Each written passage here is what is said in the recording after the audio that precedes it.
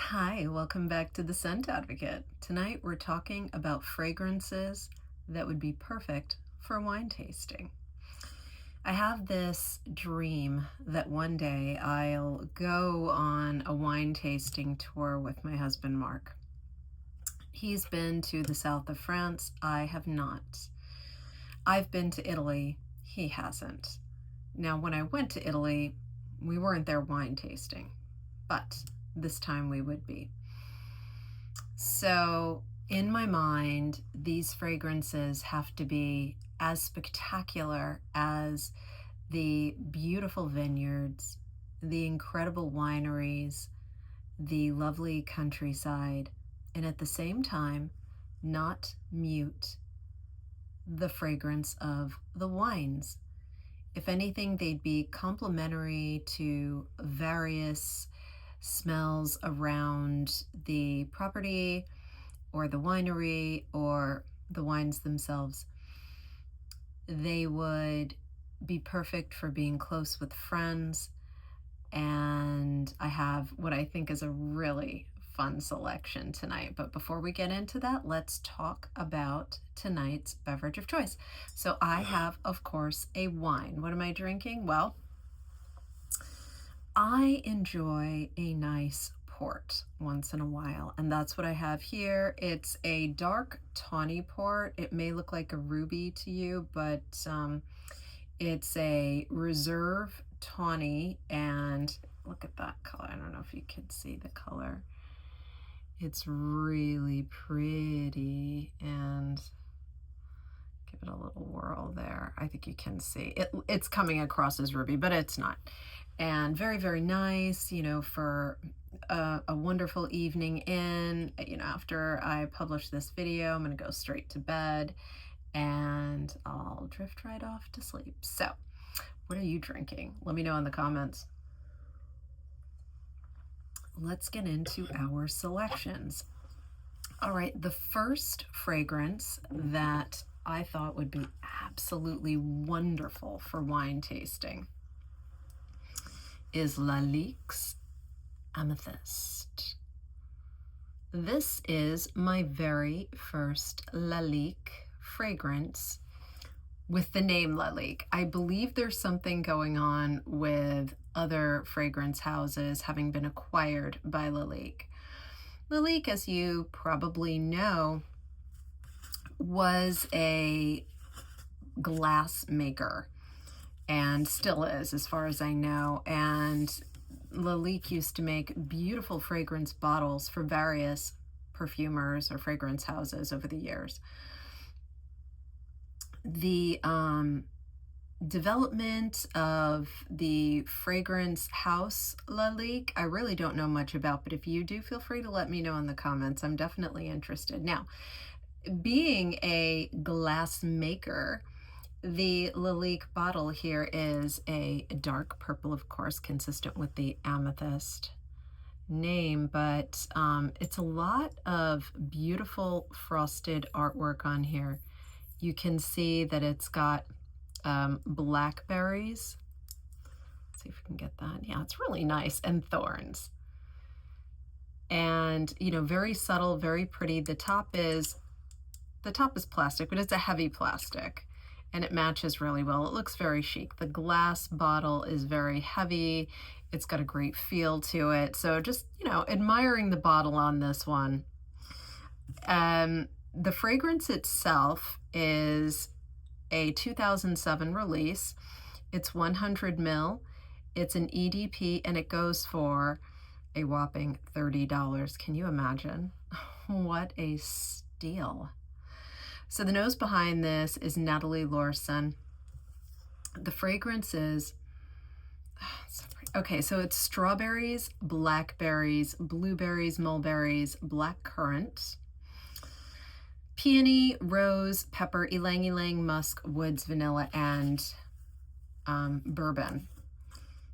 So what I love about this is it's soft, it's subtle, and it's berries, but they meet rose and peony.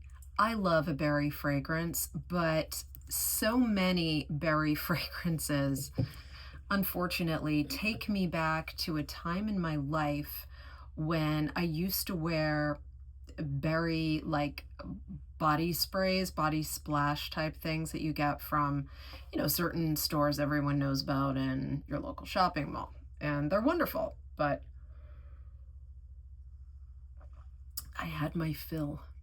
And if I never smell it again, I'm fine with it. I'm not saying you don't like the fragrances from that store or stores like it, but I am saying that I overdid it so much in my college years when, that was the best I could afford, and there is nothing wrong with it, but I overdid it. I was like, well, this is great and I can afford it, so it was like bathing in the stuff. And you literally can, like, the stuff comes with not just the body spray, but you also get, the shower gel. At the time you could get like associated hair care products. There was the body cream, body lotion, just everything. And it was just everywhere. And wonderful stuff for a point in time. This is not like that. This is very, very different. So there's nothing whatsoever reminiscent of that in here, even though this is very berry forward. It's not too sweet. This is offset definitely by the rose and the peony, which are not sweet in this fragrance, right? The expression is very subtle and sophisticated. The dry down has a nice woody musk combination. It makes me think of northern Italy, visiting that part of the world, and the beautiful nature, the fragrance of the land, the subtle smell of flowers and coniferous trees, and the hint of berries in the wine made from the local grapes. That's what this gives me. This puts me in the mood to drink a red wine. And it is not so strong that it would offset the impact of the fragrance of those wines or the fragrance of the nature around you. Really beautiful. I don't know why I don't hear about this. I'm not a huge fan of rose fragrances. I like some a lot, but I don't like all of them because they're rose, right? So it's got to be a special rose. I like this. I like this a lot, so much that I got a full bottle. And at this price point, oh my gosh, incredible stuff. Have you tried Amethyst by Lalique? Moving on,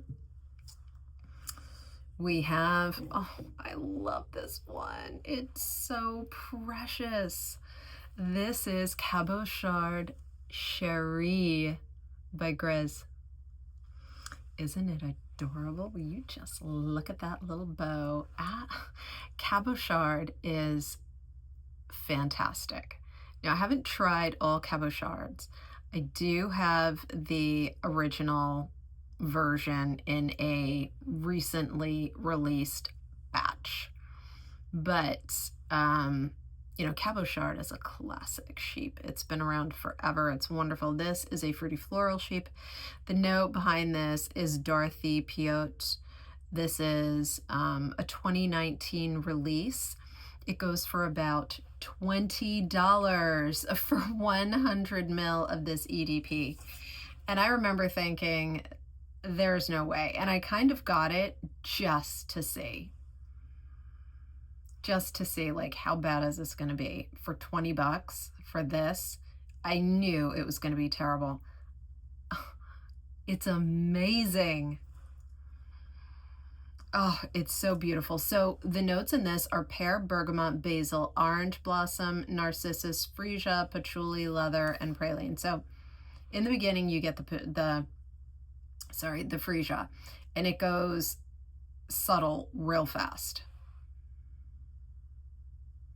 There is a really strong basil that's almost pine resiny. You know how basil can get woody, and when it does, it gets just that hint of coniferous sappiness to it. It goes from what starts out as mint, and then when it's very green and supple, and then it becomes more woody and almost piney as it matures. This is the woody piney version of it. Definitely basil. The pear, I just don't get. The bergamot, sure, maybe. The orange blossom, I don't get. Narcissus, definitely. Patchouli, maybe. Leather and praline, I get the leather. Oh, it's so beautiful. And what this gives me is an almost woody resinous quality, and it starts out so pretty French and floral, and it dries into this sophisticated bombshell. I will tell you that this packs one of the biggest punches of any fragrance in my collection, and I've got a nice collection. This stuff is strong, and it's so wonderful. You want to spray a lot, and that is a huge mistake because it's very projecting, it's very strong, it's got tremendous longevity. Take it easy with this. But what a gorgeous, gorgeous fragrance. In fact, this is so sophisticated. I always associate sophisticated fragrances, almost always, with unisex wearability. And this is unisex to me, especially in the dry down. The combination of these notes and that basil, and there's a prettiness to it. The fruit, the floral, it just comes together in its own expression. I've never smelled anything quite like this. Have you experienced Cabochard Chérie? Let me know in the comments. Why is this perfect? Let me just add, I can't believe I left this part out. Why is this perfect for wine tasting? It makes me think of, you know, the leather. There's a lushness to it at the opening that settles down. In the beginning, I get a juicy green grape. It's almost mouth-watering, and then it settles into that woody basil offset by something pretty. It doesn't it's got to be the narcissus. And it makes me think of a very serious person with a playful side. The playful side comes out when they're wine tasting. Very, very chic fragrance. And yet there's that humor, that subtle, fantastic personality that comes out under the influence of wine. All right, moving on, we've got Eleonore, I should say, by Rancé. Very old fragrance house that I've become a huge fan of, and of course, it's French. Oh boy, the nose behind this is Maurizio Chiriza. This is 100 ml. It's an EDP, and it goes for $45. I got this for $45. It's a 2016 release. So this is Myrrh, Peach, Hediadone, Sicilian Lemon, the very best kind, Tahitian Vanilla, Saffron, Patchouli, Amber, Sandalwood Incense, Tonka Bean, and Musk. The dry smoky wood in this meets a beautiful amber note that just stays throughout the entirety of the fragrance, the lifeline of the fragrance, all the different stages. In the beginning and a little bit after the dry down, there's this beautiful candied fruit kind of dancing around in the background. So you've got these dry smoky woods, and there's a seriousness associated with it, right? You're just kind of getting this somewhat serious feel. But then there's, you know, tiny bits of dancing candied lemon rind and, beautiful dried peaches, maybe, with some gorgeous confectionery sugar attached to it somehow. And, oh, it's so beautiful. This takes me to a room full of giant oak barrels. These are American oak barrels. They're charred, recently emptied of their bourbon. Oh yes, that's where this goes. There are wines out there that are aged in casks that were formerly used to age bourbon, and then they're fired up and reused for wine. It's supposed to be an abomination to some people because it interferes with the nuanced fragrances of the grapes and the terroir and all that stuff, but it sounds interesting to me. I'm dying to try it. And it's uniquely American, I think. And who doesn't love that? So I really get that image in my head with a little bit of incense. And I think the incense comes from the idea of the charred inside of these barrels, so that's where, I go in my mind smelling this fragrance. Oh, it's stunning. There's a fullness to it, a heaviness to it also. I think it comes from the tonka bean. It's not quite a vanilla, but almost. You know how tonka does that? That's what I get from this gorgeous stuff. It's so wonderful. This is Eleonore from Rancé. Moving on. Oh, yes. Wine fragrance extraordinaire. So this is Alula by Penhaligon's. This is a plum heavy, gorgeous experience. This is an EDP for 100 ml, which this is. It goes for $330, and it is a 2024 release. The notes in the notes in this are frankincense, cardamom, black pepper, plum, tobacco, saffron, vanilla, and turmeric. This is so complex. The cardamom softens the black pepper, and the frankincense perfumes it with a smoky resin. The plum adds a deep, rich darkness that is sweet and reminiscent of the grapes, the richness of the grapes. The tobacco is a wet pipe tobacco. I have a hard time detecting saffron, so I'm just not sure. And I don't get turmeric in this. The vanilla, absolutely. So where does this take me? This takes me to an Italian winery where they're making Amarone. You know it. I know it. Everyone knows it. It's got to be an Amarone. Why? Because Amarones are made from raisins. I'm just kidding. They're not quite raisins, but I believe they dry the grapes down quite a bit. Increases the sugar, ultimately increasing the alcohol in the juice, and it's fabulous.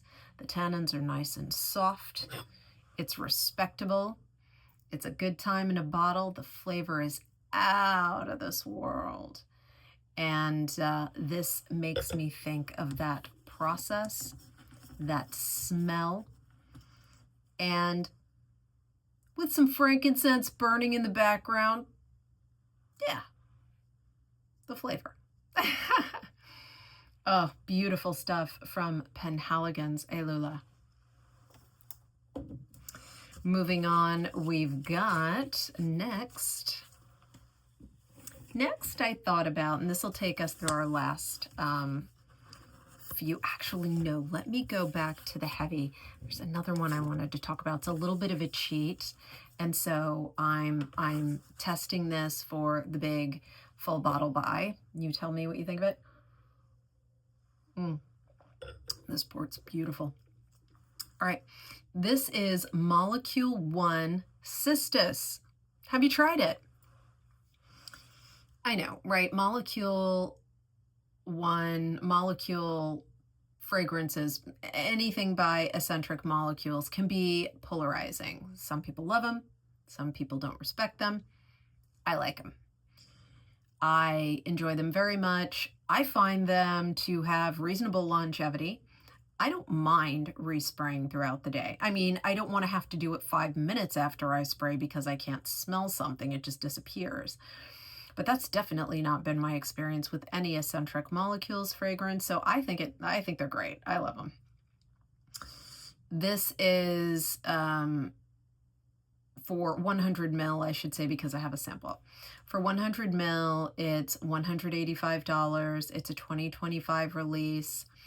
And I believe it's either an EDP or an EDT. I just can't tell with this one.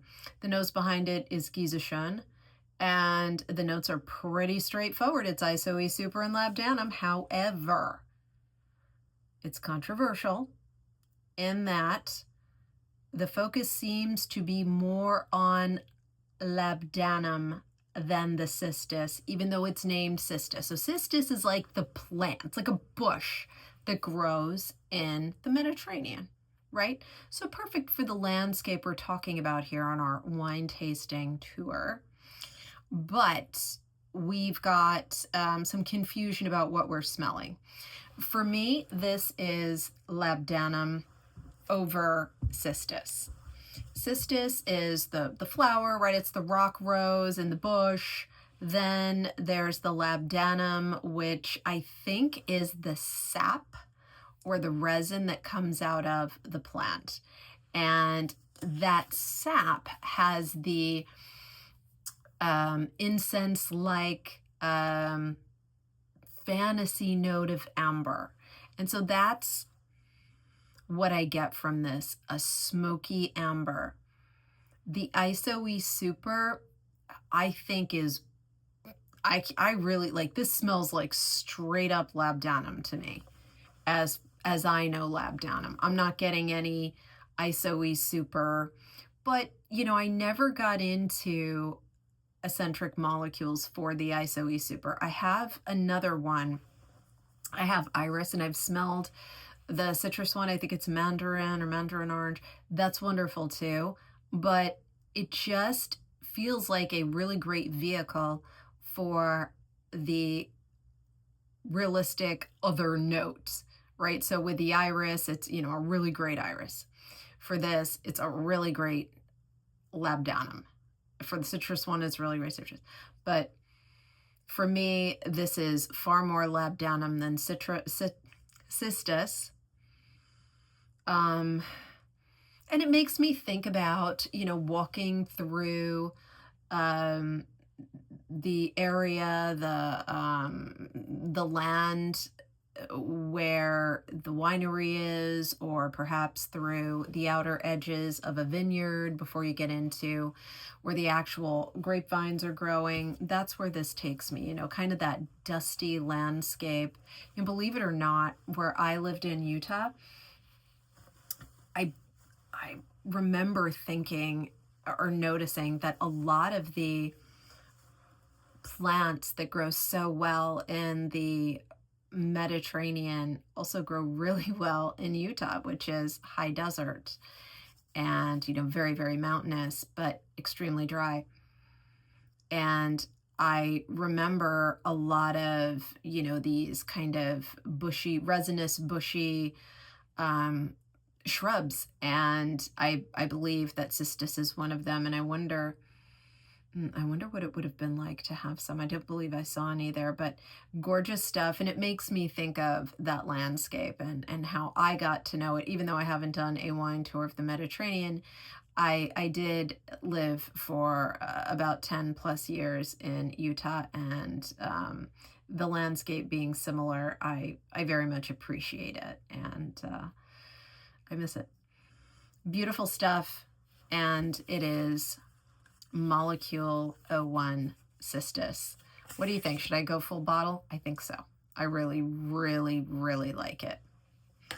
Next, the next two are focused on me at the wineries tasting the wine. Now, when Mark and I have gone wine tasting before, it's been up here in upstate New York in the Finger Lakes area, and they have some fantastic wineries, very, very popular. I don't like them all. I don't like all the varietals grown up here, but the ones that I do like are really good, like world class. Not all of them, but the ones that are good are world class. Okay. So what happens? Well, I sit close to my husband because you're kind of shoved in together with other people that are tasting at the same time. And, we just ended up sitting close and, oh, I'm tasting this. What are you tasting? And then we'd trade, the little cups, and we were close together. And he smells the wine and I smell the wine, and we're just, we're whispering. And what I noticed is anytime I've gone wine tasting, there's that physical closeness because you're kind of all stuck together getting your samples. And when you're close like that, you want to smell good, but you don't want how you smell to interfere with the smell of the wine. So what would be a great fragrance for a moment like that? Well, I thought of a skin scent, a naked scent, but had to be French. So what else could it be? But Oud Nude by Guerlain. But of course. Okay, so this is Delphine Chelk is the nose behind it. So this is 100 mil. It's an EDP. It's a 2022 release, and it goes for $445. All right. The notes in this are oud, raspberry, almond, vanilla, sandalwood, rose, and cedar. This is very, very, very subtle, but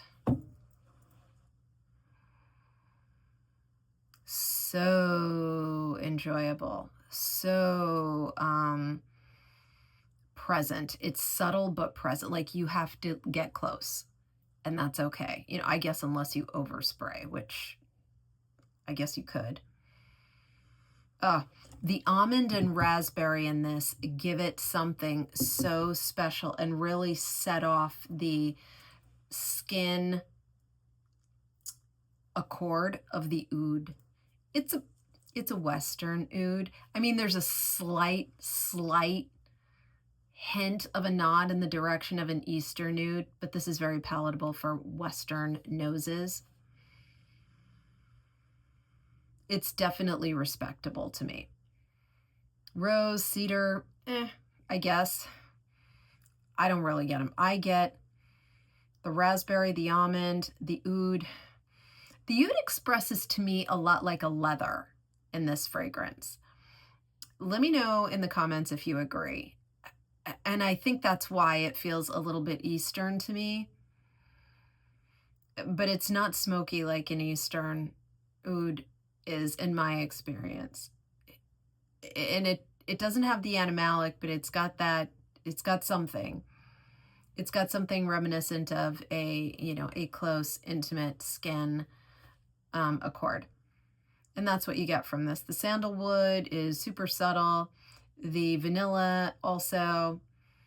I mostly get the oud, raspberry, and almond, more almond than raspberry. And it's beautiful stuff. It's perfect, perfectly intimate. And, when someone is talking to you and they lean in, the tannins, it's just too much. Or it's not enough mineral, or, I don't know, it's too much alcohol in this. You say it when you're close, right? 'Cause you don't want the people who are pouring the wine to hear you criticizing it in any way. So you have to whisper it. And if someone's going to lean over and whisper to you, you're going to lean over and whisper to someone else. You got to smell good. Absolutely. This will get you there. It's Oud Nude by Guerlain. All right, next, also more intimate for that close conversation about the wine. We're talking here about another one I just don't hear much about, and I do not get it. This is Tears by Régime de Fleurs. The nose behind this is Matthew Nardine, and this is an EDP. It is a 2022 release. This is 75 ml, and it goes for $275. This is so pretty. It's definitely feminine leaning. I think a lot of these, all of these, have been unisex, perfectly unisex. This one's feminine. Okay, so the notes in this are lilac, orris, olibanum, frankincense, orange blossom, green cognac oil, as opposed to what? How many different colors of cognac oil are there out there? I didn't know you could get oil from a cognac. I thought cognac was an alcoholic beverage and it was like a thing from which oil could be expressed. But apparently I'm wrong. Okay, rosewater, pink pepper, mandarin oil, that I guess I figured, and ambergris. Don't even go there. It's just ambergris. It's not ambergris oil. Oh my God. You guys. See what happens when you drink and film? Okay, ambergris oil, that's twisted. That's revolting. But hey, nothing revolting about this stuff. So what is this? Okay. This is, it's amber, floral, fresh. You know, the lilac is so, so pretty and fresh and bright. It's a gorgeous fragrance to wear, you know, kind of as you tour the terroir and as you talk intimately about what you're tasting. This is such a pretty French scent. It's got this floral punch that is romantic. It's definitely a jolt, but it's romantic and it's vulnerable and it's pretty and it's feminine and it's perfect for wine tasting and walking around the property, experiencing the, you know, the air, maybe as the sun is starting to set, with a really beautiful rosé, lots of minerals, something that's, you know, got a neutral backbone to the palate. It's definitely dry, right? It's not going to be juicy and fruity or anything like that. And that just really allows these florals to not interfere with the experience you're having with that beautiful rosé, or maybe a Chablis. That would be another great one. What do you think? Perfect? Absolutely it is. So this is Tears by Régime de Fleurs. Perfect for wine tasting. Okay, so what do you think? Have you gone wine tasting and worn fragrance while you were doing it? Let me know in the comments. What did you pick? I think a lot of these lean a little bit heavy, but heavy in that they made me think of red wine. A few were the lighter varietals. You know, certainly these would work great. But let me know in the comments. I don't think a lot of people have covered this topic, but I'm not sure why, because French fragrance, French wine, Italian fragrance, Italian wine, why not put them together? Hey, if you're not yet a subscriber to the channel, please consider subscribing. If you enjoyed the video, please give me a thumbs up, and I'll see you in the next one. Bye.